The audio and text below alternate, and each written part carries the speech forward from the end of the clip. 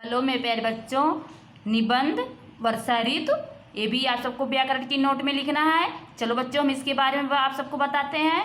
भारत में ऋतुओं का सुंदर क्रम है। भारत में जैसे बच्चों ऋतुओं का सुंदर क्रम है। यहाँ सभी ऋतुओं का बहुत महत्व है, पर वर्षा ऋतु को तो वर्षा की रानी माना जाता है। जैसे कि बच्चों यहाँ हम सब वर्षा ऋतु को भी ऋतुओं का रानी मानते हैं।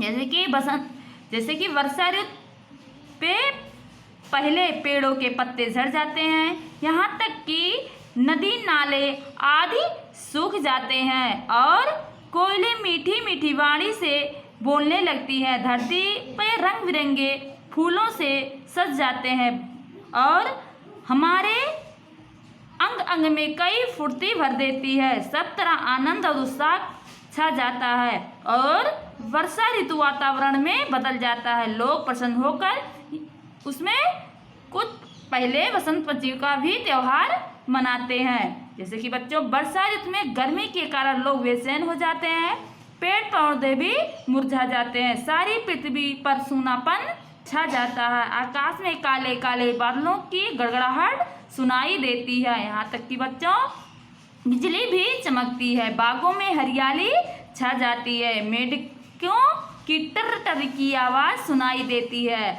आकाश में मनोहर इंद्रधनुष भी दिखाई देते हैं। जैसे कि बच्चों जब बादल गड़गड़ाते हैं, बारिश होती है, तो हमें कई बार आकाश में मनोहर इंद्रधनुष भी दिखाई देते हैं। जैसे कि बच्चों रक्षाबंधन, गणेश उत्सव, जन्माष्टमी जैसे बड़े बड़े त्योहार वर्षा ऋतु में भी आते हैं। कभी कभी अधिक वर्षा होने के कारण नदियों में बाढ़ आ जाती है, इससे बहुत नुकसान होता है, फिर भी हमारे देश के लिए वर्षा ऋतु बहुत उपयोगी है। चलो बच्चों, इसी के अनुसार हम अब 15 अगस्त निबंध ये भी आपको व्याकरण की नोट में लिखना होगा।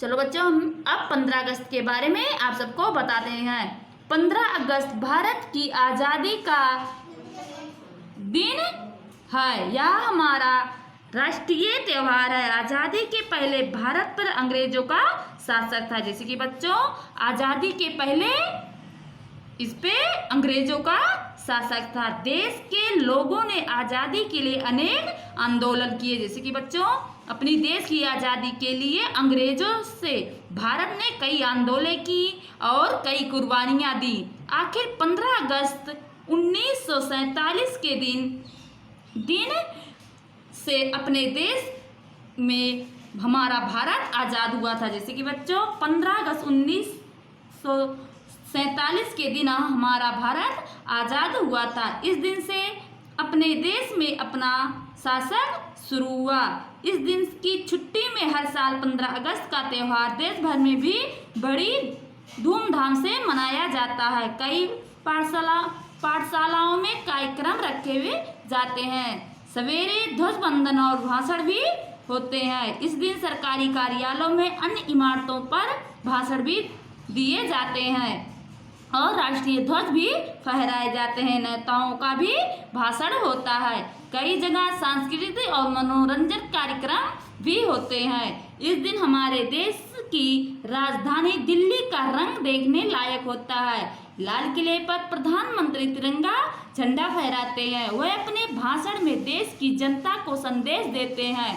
जय हिंद के नारे से मैदान गूंज उठता है। यह स्वतंत्रता दिवस हमें बहुत उत्साहपूर्वक मनाया जाता है। जैसे कि बच्चों हम आपको 3 निबंध लिखने को दे रहे हैं, जो आपको व्याकरण की नोट में लिखना है। जैसे कि हमारा पहला निबंध था रक्षाबंधन, दूसरा बसंत ऋतु, तीसरा 15 अगस्त, जो बच्चों आपको इसे लिखना होगा। चलो बच्चों, इसी के अनुसार हम अपनी वाणी को यहीं पे विराम देते हैं।